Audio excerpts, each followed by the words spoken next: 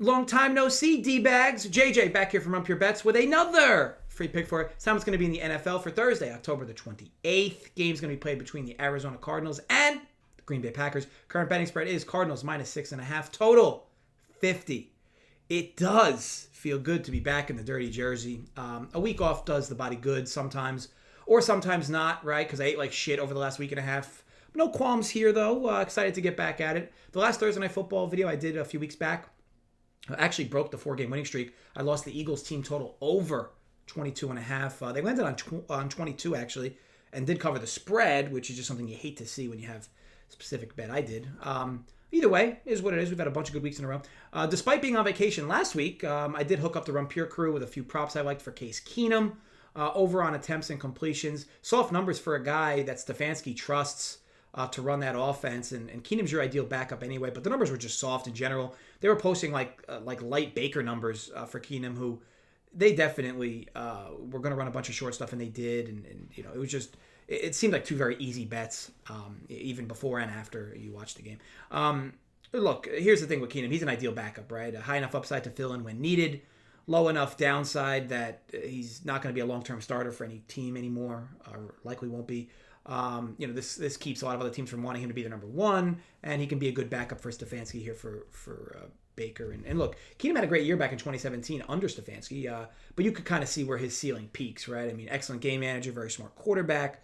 Rest is kind of filled with question marks. I personally love Keenum, and I do believe he's actually better than Baker Mayfield. I know, hot take, blow me. So it was nice to see him grab another start. Vacation overall was great. All-inclusive week, LeBlanc Resort, Cabo, Mexico. I'm not being paid to say this either. It was excellent.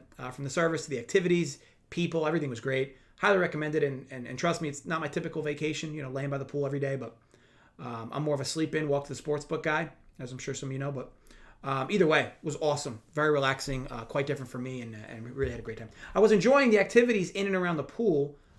First few days, volleyball, football, throwing, catching. People were even doing like yoga shit on like these platforms on the pool. Not me, let's be clear. And I found myself constantly like being underwater, whether it was, trying to be a gym class hero in volleyball or football, or just being an idiot. Either way, constantly kind of was like gargling the water. I guess you could relate if you go into the water time and again when you're in a pool. Our second to last day there, though, we met a couple by the pool, had a few drinks. We were a group of four, but talking separately, husband and wives. Long story short, I'm like, George, I'll be right back. I got to take a quick piss. He goes, why would you leave the pool? Just piss in here. I've been doing it all week. It was at that moment that it hit me that every one of those, all-out attempts to save a point in volleyball or to make a lunging catch in football and hold it, while being underwater, led me to gargling this dude's piss all week. I also realized that he probably wasn't alone. Like, let's also not rule out the women or other men either. I'm sure all of them aren't innocent. Moral of the story, and this may seem obvious to most, keep your mouth shut when going underwater in a big pool. You're likely to be sipping on other people's piss if you're not. And I must admit, maybe it's just me, or maybe I'm a little biased. My immune system feels like super strong since Cabo, so must have been like a lot of vaccinated piss I was drinking. So look, kudos to the vaccinated folks pissing in those pools. All right, let's get on to the play. Arizona Cardinals host a depleted Green Bay Packer team here, and it's a lot to sift through, right? My favorite look here, though, is over 50 points. And this number's come down a bit, which is nice. Got this minus 110 DK in New Jersey. This could even drop further. It's not like 50 is a key number anyway in totals, and that's even if you hypothetically believe there's key numbers in totals. But either way, start with Arizona. Off to just an incredible start this year. It's been kind of a staple for Cliff Kingsbury, though, right? He did it at Texas Tech for a few years before kind of faltering down the stretch late in seasons, and then did it last year with Arizona when they started 5-2, and then went downhill from there. Could get a similar stumble late from them this year. I mean, maybe. But what I do know is this team will go as far as Kyler Murray's health will take them. Interestingly enough about that, 17 rushing yards total in his last 3 games. Clearly not looking to take off as much as he was earlier in the year. Maybe a health thing, maybe a coach thing, maybe a lack of need thing. But regardless, he's been in the pocket much more and not looking for that huge gain, sliding much quicker than usual. And this sample's growing as well, so it'd be nice to see if he kind of gets his leg going again here. Because he's quickly cemented himself as one of the league's best playmakers. And for an undersized quarterback, just a rifle of an arm. Cardinals have scored at least 31 points in all but one game this season. Contrary to this, the Packers haven't given up more than 28 points since their week 1 mollywhopping from the Saints. Then again, like, look at who Green Bay's played, right? I mean, I'd argue Joe Burrow, best quarterback they've seen this year. So, and Joe Burrow's great, but I mean, there's a lot of better quarterbacks than Joe Burrow. Navigating over to the Packers side of things, Packers, of course, going to be missing Davante Adams. It's not really news at this point. And Alan Lazard, if you consider that news. But let's be honest, Adams means a lot. Question is, how much is a lot specifically, right? Because that's what matters, right? Have value, numbers. I look back at some of the most influential non-quarterbacks to betting lines and spreads over time. And of course, you go way back to a guy like Lawrence Taylor or, somewhat recently in the last decade, J.J. Watt, Chris Johnson, but no one's a better comparison here maybe to Davante Adams than Calvin Johnson. Maybe it's a little too early for that comparison, but Davante Adams is just such a pure wide receiver, and of course catcher of the football. I know it seems easily said, but dude is just a freak on the field, and you constantly watch games and you're like, how is this guy open? But look, here's the thing. Non-QBs are rarely ever worth more than a 1.5 to a line.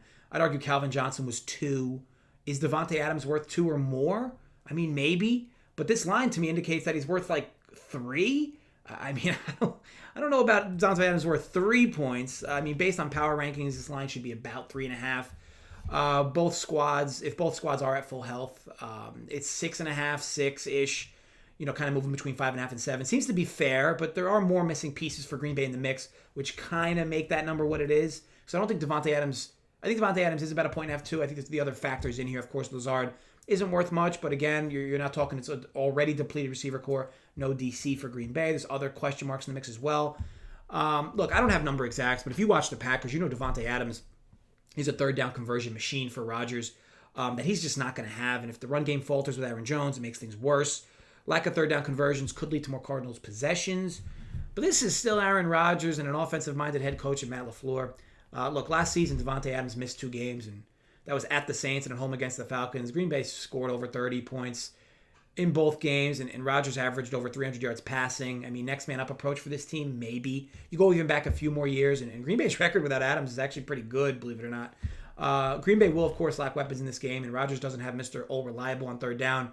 But again, he is still Aaron Rodgers, a guy that reads defenses better than most and still has one of the strongest arms in the league. If you break this game down into team totals, Green Bay's team total is about 21.5, and Arizona's team total is about 28.5. I mean, Green Bay scored more than 21 points in every game this year except their first one. Arizona scored 31 in every game this year except one as well. If both go over their team totals, we obviously cash this full game. But I think we can get one of these teams to even overperform. Again, the whole Davante Adams thing, I get it, but it's baked into this line. It's why the line is what it is. I mean, if Davante Adams is playing this game, his total is going to be 53.5. It'll be 3.5, and the total will be 53.5. I mean, it's more than likely what it's going to be, so it's in there. Look, I feel confident Arizona gets their points, especially with Green Bay lacking continuity. Without their DC, some question marks. It's a short week. And Green Bay has a way of scoring points regardless of who's out there, as long as Rodgers is of course, in. So, yeah, best bet for me over 50 in this game, as I'll take advantage of what's a soft number based on just overreactions. As long as we don't get like a complacent Arizona here, I feel good about this wager, right? Because if Arizona can score, it'll force Green Bay to have to score. It'll kind of just be a chicken and egg scenario. But if Arizona's offense, of course, does not show, yeah, it's an issue for the full game. But little reason to think this spot would be that. So look, over 50, minus 110 DK New Jersey. May the odds be ever in our favor. But as always, Line Shop, get yourself the best price. Want to thank you all for watching. If you enjoyed, thumbs up. Create some fake accounts more. Thumbs up. If you did not enjoy, I'd wake up with a bag of shit in your mouth. As always, drop comments below your thoughts on the play. Let me know who you like for Thursday Night Football. We'll do it again where we give out 4 picks for this NFL weekend. You go 4-0, I'll get you over Rump Your Bets shirt. That's what we're here for. But look, be sure to drop a comment either way because no one likes a silent stalker. We're going to have a fun-filled weekend of content incoming. I'll have a college football play coming up as well for Friday. More NFL content with Spread, Keg, and the crew. Tyler as well. Major League Baseball from Joey. We got World Series, UFC content, live shows. All in all, it'll be great content on all fronts. So be sure to enjoy it. And subscribe to our channel if you are not already. Head over to rumppurebets.com to see what we're all about. But until then, be sure to gamble responsibly. Stay safe, folks, and run pure.